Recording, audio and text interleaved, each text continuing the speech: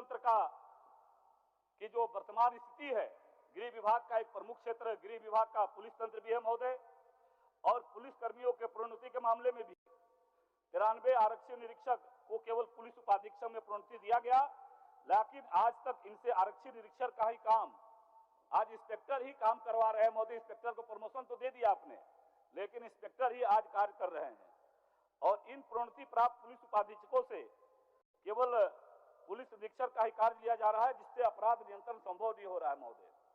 विगत 3 वर्षों में राज्य में अपराध, लूटपाट, डकैती, छिनतई, आपराधिक घटनाओं में काफी बढ़ोतरी हुआ है।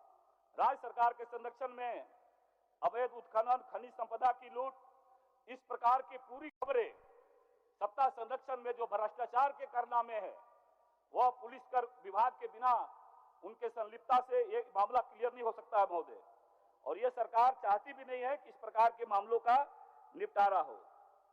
उसी प्रकार से महोदय अग्निशमन विभाग भी गृह विभाग के अंदर आता है, और मात्र 430 कर्मियों के भरोसे ही अग्निशमन विभाग काम कर रहा है। 450 पद रिक्त है महोदय।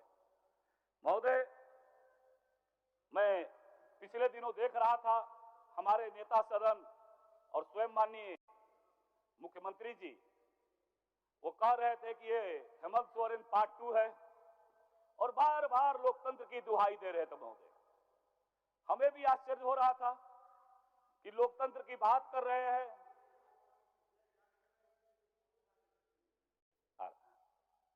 हमें भी बोल रहे थे, और महोदय जिन लोगों के साथ आज सरकार चला रहे हैं, लोकतंत्र का इन्होंने चीरहरण कैसे किया है महोदय, इसकी कई घटनाएं जब देश के ऊपर जब अलग राज्य की लड़ाई हो रही थी और इस राज्य के आंदोलनकारी जब अलग राज्य की मांग कर रहे थे, तो उनके छाती पर चढ़ करके बंदूक के बट से उनकी आवाज को दबाने का काम जिस पार्टी ने किया, जिस सरकार ने किया, उस सरकार के कंधे पर जिम्मेवारी था महोदय कि उन्होंने आज तक उसके साथ मिलकर के ये सरकार चला रहे हैं।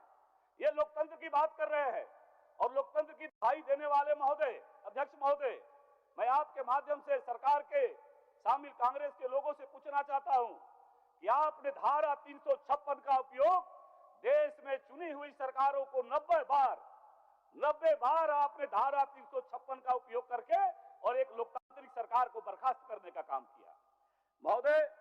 इतना ही नहीं, इन्होंने, कांग्रेस ने जो पाप किया है महोदय, इन्होंने कई ऐसे अवसर आए जब इन्होंने 1974 का दंश देश ने झेला है महोदय। 1974 में किस प्रकार से इन्होंने इमरजेंसी लगा करके और यहाँ के लोगों की आवाज को दबाने का काम किया महोदय।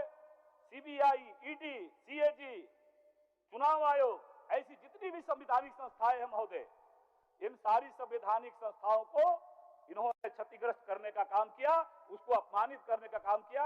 ये कृत्य और जिन्होंने ये पाप किया महोदय, आज उसके साथ गठबंधन की सरकार चल रही है महोदय। आज इस प्रदेश के जो हालात है महोदय, आपने कहा कि राज्य में सत्ता आपने लेने के बाद झूठे वादे नारे दे करके अब सत्ता में आए, आपने कहा 5 लाख को रोजगार देंगे, आपने रोजगार नहीं दिया, बोला राज्य का खजाना खाली है। माननीय मुख्य सचेतक विपक्षी दल 2 मिनट में कंक्लूड कर देंगे महोदय। समय उनको दे दिए हैं क्या? 2 मिनट में कंक्लूड कर देंगे महोदय। आपके तरफ से कोई नाम नहीं आया? आपने कहा महोदय कि राज्य का खजाना खाली है। बीरेंद्र जी ठीक है, बोलिए। 2 मिनट हो जाएगा बोलिए। ठीक महोदय, इन्होंने कहा कि राज्य का खजाना खाली है, फिर इन्होंने कहा कोरोना का रोना रोने का काम किया महोदय, कोविड का रोना रोने का काम किया, फिर इन्होंने कहा कि 5 लाख नौजवानों को 5 लाख रोजगार देंगे, 5,000 देंगे, 7,000 देंगे महोदय।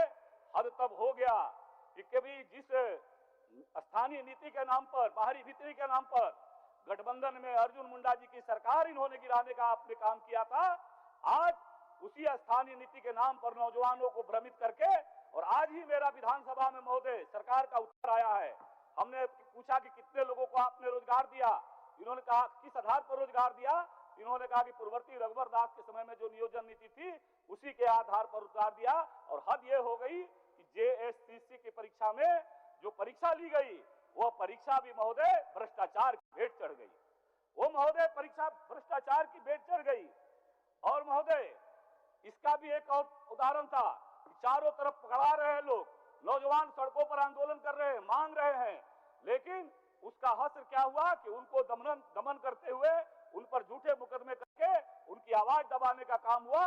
सदन में जब तक सीबीआई का जांच नहीं होता महोदय, आज आपके माध्यम से हम सीबीआई जांच की मांग करते हैं और इन नौजवानों की परीक्षा जो ली गई है उसको शीघ्र परीक्षा कराने की मांग करते हैं महोदय। इसी प्रकार से संविदा कर्मी हमारे आउटसोर्सिंग कंपनी महोदय, मैं आपके माध्यम से सरकार को चुनौती देता हूं महोदय। ये बात करते हैं, बाहरी भीतरी की बात करते हैं, एक बार सरकार ईमानदारी से जांच करा ले कि आउटसोर्सिंग में बाहरी लोगों को कितने प्रतिशत भरा जा रहा है। ये दूध का दूध और पानी हो जाएगा। ये केवल और केवल भ्रम का वातावरण बना करके और सरकार प्रदेश के नौजवानों को भ्रमित करने का काम करती है महोदय। सारे आउटसोर्सिंग के नाम पर यहाँ के रिक्त पदों को भरा जा रहा है। 4 लाख जो सरकारी सेवा कर्मी है वो 2.5 लाख से अधिक पद महोदय खाली है, लेकिन इसी प्रकार से आउटसोर्सिंग के माध्यम से 38% कर्मी ही मात्र भरे गए महोदय। हो गया महोदय। उसी प्रकार से हमारे यहाँ महोदय इंजीनियरिंग कॉलेज स्वीकृत है, लगातार 4 साल से चिट्ठी पर चिट्ठी जा रहा है, आज तक वो इंजीनियरिंग कॉलेज का प्रारंभ नहीं हो पाया महोदय।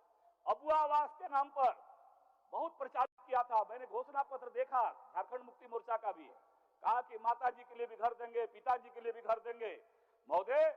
आज अबुआ आवास का हालात क्या है? अबुआ आवास भी सरकार के रूप रंग के साथ साथ भ्रष्टाचार का भेंट चढ़ गया। मुखिया से ग्राम सभा आपने करवाया, आज वो मुखिया जा करके डीसी कार्यालय का घेराव कर रहे हैं, ब्लॉक कार्यालय का घेराव कर रहे हैं। पूरे अबुआ आवास में महोदय भ्रष्टाचार चढ़ा हुआ है। ये देखिए महोदय, आपके माध्यम से ये अमीरों का आवास, गरीबों को करना होगा इंतजार। माननीय मंत्री जी, ये सरकार का देखिए महोदय आईना है महोदय। इसी